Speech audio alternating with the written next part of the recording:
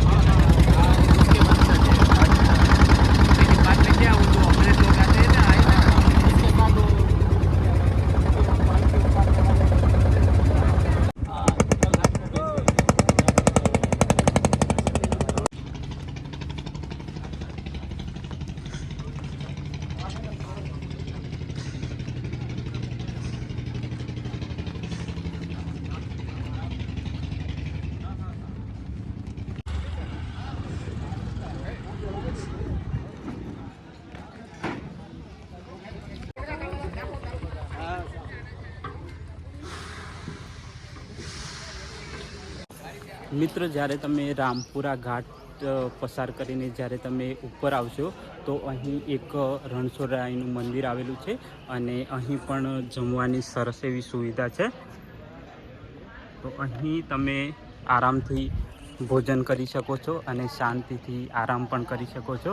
અને બીજી વાત કરું તો અમારા મહીસાગર જિલ્લાના બાલાસિનોરના ફેમિલી મળ્યા છે અને તેમની પણ યુટ્યુબ ચેનલ છે. તો બેન તમારી યુટ્યુબ ચેનલનું નામ શું છે? પ્રિયા પટેલ વ્લોગ્સ. અને ભાઈ અને બંને મતલબ પતિ પત્ની સાથે વિડીયો બનાવે છે, ફેમિલી વ્લોગ બનાવે છે. તો મારી ચેનલનું નામ પ્રિયા પટેલ વ્લોગ્સ છે.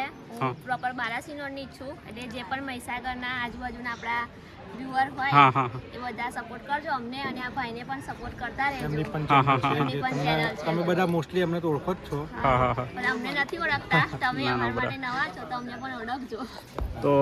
તો મિત્રો આ જે ફેમિલી મેમ્બર છે તે મહીસાગર બાલાસિનોના છે. તો તેમને પણ સપોર્ટ કરજો જેટલા મારા સબસ્ક્રાઈબર છે. તો હું આશા રાખું કે તમે સપોર્ટ કરશો.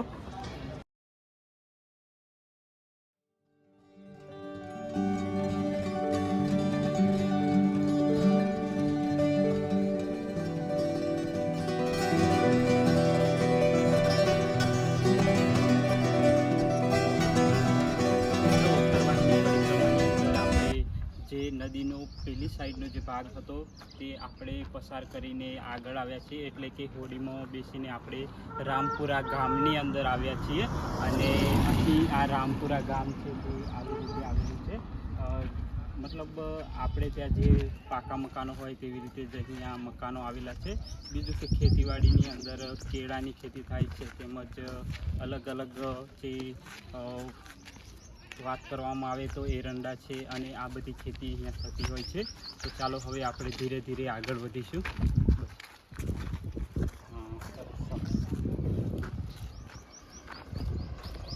પેલી બાજુ નવા રામપુરા.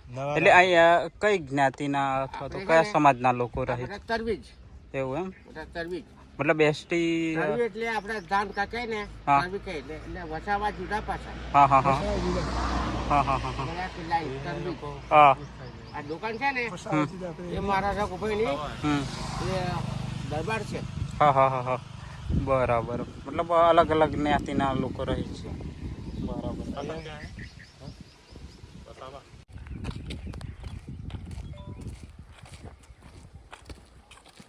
બોલો નર્મદે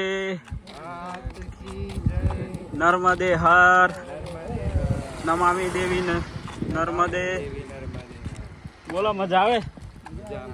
અને આ તડકો પણ તડકાનું શું થોડી તકલીફ પડે છે પણ મજા આવે છે. એવું એમ? હા તો મજા જ આવી છે. થોડો આરામ કરીને બસ હવે નીકળ્યા છીએ. થોડું ચાલીશું, પાછો આરામ કરીશું. એટલે ધીમે ધીમે ચાલતા રહીશું એમ કરતા કરતા. બરાબર જશે હમણાં 4 વાગ્યા સુધીમાં. હા.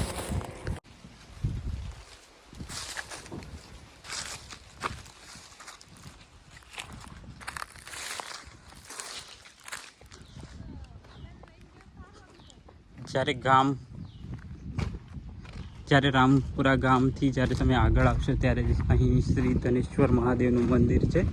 ત્યાં જઈશું અને દર્શન કરીને પછી આગળ વધીશું ધીરે ધીરે.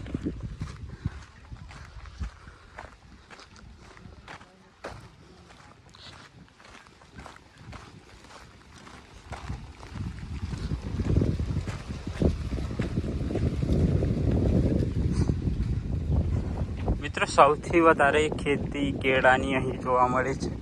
તમે જોજો કે જ્યાં જુઓ ત્યાં કેળાની ખેતી છે. સામે પણ જોશો તો બી કેળા જ જોવા મળશે. જે અહીં નજીકના હોય તેમના માટે આ નવાઈની વાત નથી, પરંતુ મારા જેવા માટે નવાઈની વાત છે.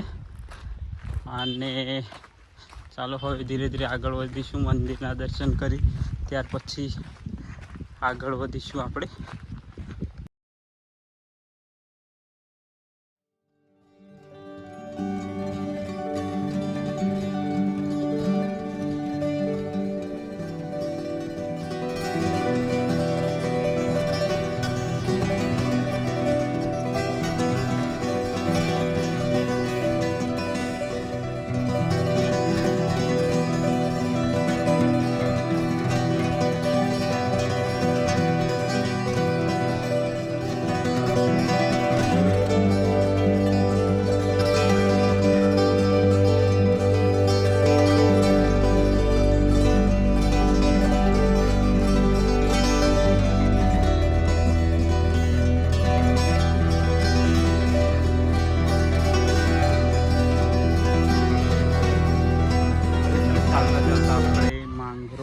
ગામની અંદર આવી ગયા છીએ અને ધીરે ધીરે આગળ વધી રહ્યા છીએ.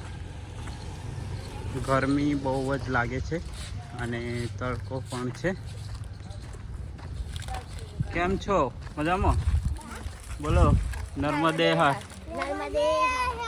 ભણવા જાવ કે નથી જતા? એવું એમ? અહીં સ્કૂલ નજીકમાં જ છે? એવું. કેટલા ધોરણ સુધી? 5 ધોરણ સુધી. સરસ સરસ. પરીક્ષા પૂરી થઈ ગઈ કે બાકી?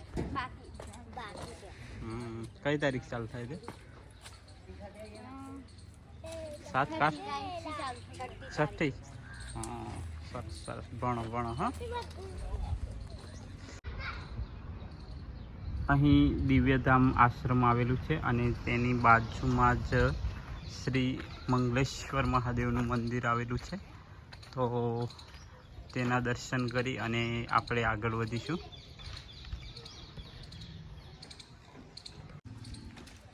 નર્મદે હર. કાકા થાકી ગયા લાગે. હે? તડકામાં થાક લાગી ગયો? કાકાએ બહુ પરિક્રમાઓ કરી છે ને?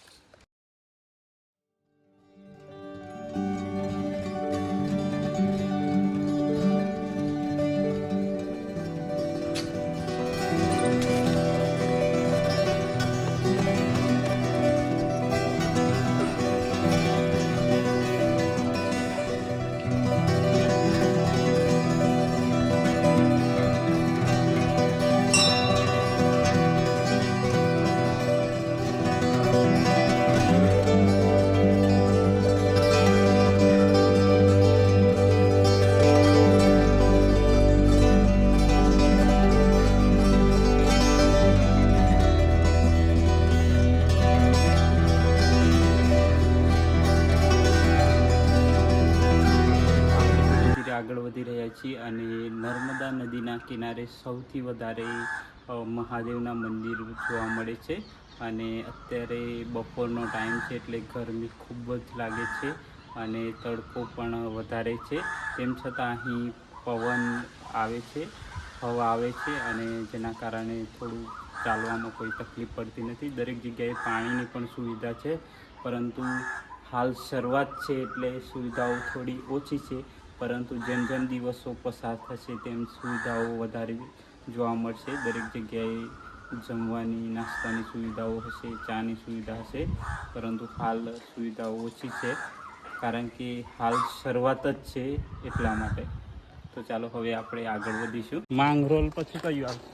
માંગરોળ પછી આવશે ભૂલાપડા, ઉદાસીન આશ્રમ આવશે, પછી તપોવન આશ્રમ આવે, પછી સ્વામી રામાનંદ સંત આશ્રમ આવે, ગોપાલેશ્વર મહાદેવ, પછી સીતારામ બાપુ આશ્રમ આવે, તો ઘણા બધા આવે.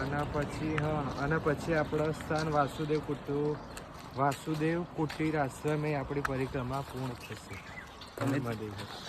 નર્મદેહર મિત્રો, તમારે જ્યારે અહીં પરિક્રમા કરો ત્યારે મેપ જોડે રાખવાનો, કારણ કે તેના લીધે થોડી સરળતા રહે છે.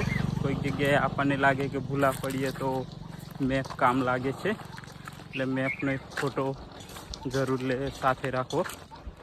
ભૂલા પડાય એવું તો નથી, પણ અમુક જગ્યાએ ક્યાંક મંદિર કે બાકી ના રહી જાય એટલા માટે દરેક મંદિર આવી જાય એના માટે એ બી ધ્યાનમાં દરેક જગ્યાએ બોર્ડ ને એવું નિશાની તો મારેલી જ છે આ જગ્યાએ પરિક્રમા માર્ગ ને એવું છે, પણ આ તો કઈ છૂટી ના જાય એટલા માટે તમને ખબર હોય આ આશ્રમ છે તો ઠીક, તો સારું રહે એમ.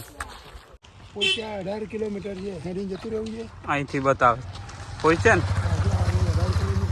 18 કલાક આમ જોઈએ તો આમ જોઈએ. બહુ ના કહેવાય. તિલક વાળા જઈશું તો 3.5 કલાક થવાનું જ છે. કાકા સીધા જવાનું કે પૈસા જવું હોય તો ચલો. 18 કિલોમીટર તો આ રસ્તો ને કાકા. નર્મદેહર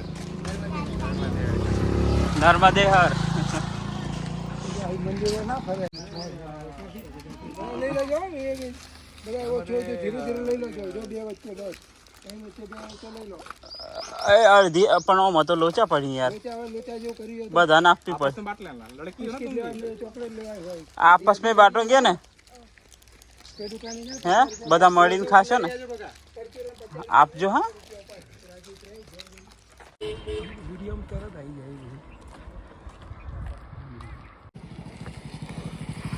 બંધ છે.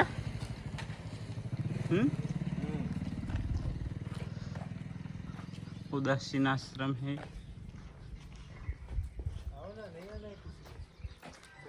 છે અંદર બેઠા જેવું છે. ઓહો, આશ્રમ પર થોડો અંદર કિલોમીટર. હા હે ગાઈસ, કિલોમીટર નહીં. શું નામ છે આનું? ઉદાસીન આશ્રમ. શ્રી ઉદાસીન આશ્રમ. તમે આવેલા કે પહેલી વાર?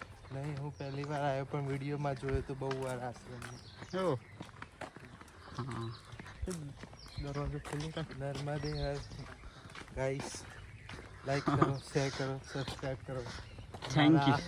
Gujju explore, Gujju world explore. Gujju world explore નામ નથી ખબર, કારણ કે હજુ આજે જ મળ્યા છીએ. હા, એટલે ભૂલી જવાય થોડું. લાઈક કરો, શેર કરો, સબસ્ક્રાઇબ કરો. કે ચાલો, થેન્ક યુ. ગુજ્જુભાઈને આગળ વધારે, મતલબ બંને અમને બંધ છે કાલથી, બધું ચાલુ છે ને, બધું પબ્લિક એટલે ખોટું છે. હા, મતલબ આ મંદિર છે અને આ આશ્રમ. હા હા હા, બરાબર. અહીંયા રહેવાની સુવિધા કરી.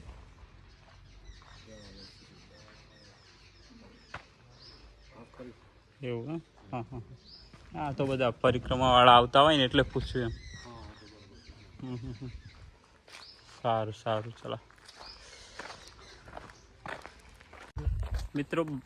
20 થી 22 કિલોમીટરનું જે અંતર હોય છે ઉત્તરવાહિની નર્મદા પરિક્રમાનું, તો આપણે અહીં આવેલા જે ભક્ત છે તેઓ અમદાવાદથી આવેલા છે, તો તેમને પૂછીએ કે આજે તમારો જે દિવસ હોય એ કેવો રહ્યો, તમને કેવો અનુભવ થયો, અને આવનાર જે મિત્રો છે તેમને તમે પરિક્રમા વિશે શું કહેવા માગશો? અમે અમદાવાદથી આવી છીએ અને અહીંયા આશ્રમમાં રોકાયા છીએ અને ત્યાંથી ચાલી નીકળે 21 કિલોમીટરમાં. અમને આનંદ થયો, એટલો બધો આનંદ થયો ને કે જિંદગીમાં આવો આનંદ નર્મદા પરિક્રમામાં મળે નહીં. મતલબ કેવી મજા આવી તમને? બહુ મજા, આનંદ થયો. જમવાનું, ચા પાણી, નાસ્તો બધું મળ્યું રસ્તામાં. અને ઠેર ઠેર મંદિરો આવેલા છે, એટલા બધા મંદિરો આવ્યા ભગવાન, સાથે સાથે આશ્રમો પણ આવેલા છે. આશ્રમ, મંદિરો અને જગ્યા, પવિત્ર જગ્યા કહેવાય. કારણ કે એમાં અમે બધા ફરી અને અંદર બધે મંદિરોમાં ગયા. આજે કાલે અમે ફરી કરવાના છીએ. અને મિત્રો વાત કરીએ તો આજે નર્મદાનું પાણી એકદમ શુદ્ધ પાણી છે. ચોખ્ખું પાણી છે. અને બીજું કે ઠેર ઠેર મંદિરો આવેલા છે, આશ્રમો આવેલા છે, એટલે જ્યારે પણ તમને થોડો પણ થાક લાગે તો ત્યાં તમે શાંતિથી બેસી શકો છો, પાણી પી અને આગળ વધી શકો છો. એટલે નાસ્તો છે બધું જ રસ્તામાં મળે છે. કોઈ થાક બાક જેવું લાગે નહીં. એટલે મતલબ જે 20-22 કિલોમીટર અંતર કાપતા વાર લાગતી નથી. વાર લાગતી નથી. 4 કલાકમાં પહોંચી જાઓ. થાક લાગે નહીં 4 કલાકમાં. અને બીજું કે અત્યારે તો પરિક્રમાની અંદર ખૂબ ઓછા માણસો છે, પરંતુ દિવસે દિવસે વધશે. શનિ રવિ તો ખૂબ જ વધારે માણસો. આખો મહિનો વધી જશે. આખો મહિનો પૂરી ઊભું રહેવાની જગ્યા નહીં મળે આશ્રમમાં. બરાબર.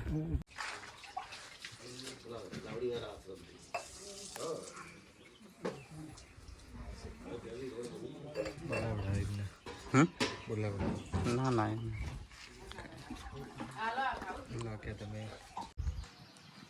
મિત્રો, આ રસ્તેથી આપણે આવ્યા છીએ અને આ રસ્તે જવાનું છે, પરંતુ અહીં આવેલું છે શ્રી સીતારામ આશ્રમ. તો આપણે આશ્રમની અંદર જઈશું. શ્રી સ્વામીના રમાનંદ સંત આશ્રમ.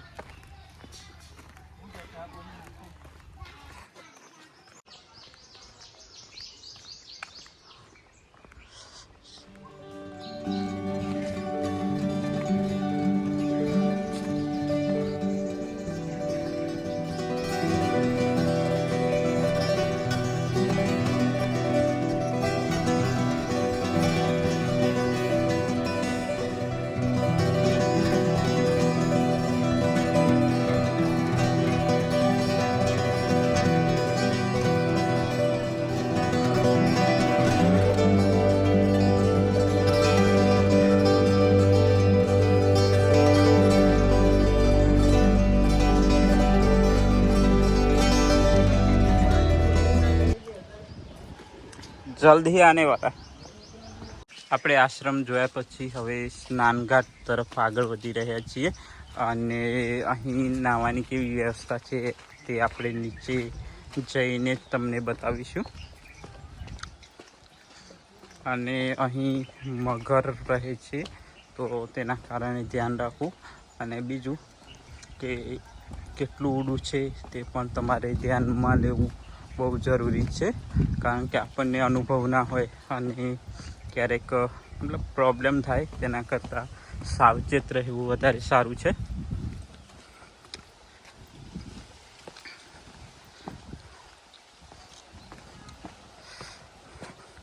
તો ચાલો આપણે ધીરે ધીરે આગળ વધીએ.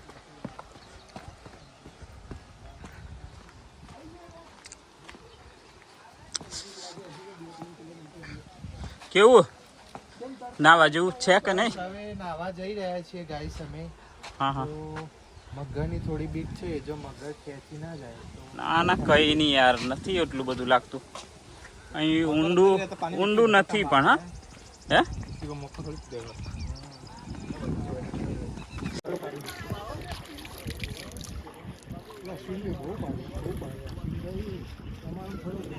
2-4 ફોટા આવવા દે. નમામિ નર્મદે હર હર, નર્મદે હર હર.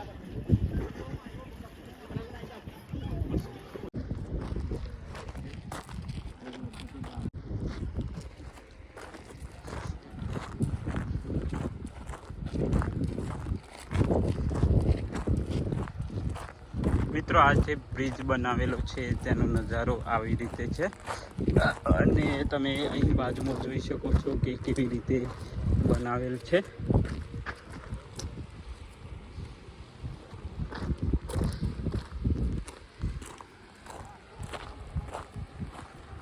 હવે આપણે પેલી બાજુ જઈશું અને સામે આવશે મારુતિધામ, તે આપણે રોકાવાનું છે. મિત્રો અહીં જે પુલ બનાવેલો છે તેનો અહીં જે નજારો છે તે ખૂબ જ સુંદર અને સરસ છે અને આ છે પ્રશાસન દ્વારા વ્યવસ્થા કરવામાં આવેલી છે. અને જો મિત્રો તમને અમારો વિડીયો પસંદ આવે તો અમારી ચેનલ ગુજ્જુ વર્લ્ડ એક્સપ્લોરને લાઈક, શેર અને સબસ્ક્રાઈબ જરૂર કરજો. અને હવે નવા વિડીયોમાં મળીશું. જય હિન્દ, વંદે માતરમ, નર્મદે હર હર, નમામિ દેવી નર્મદે.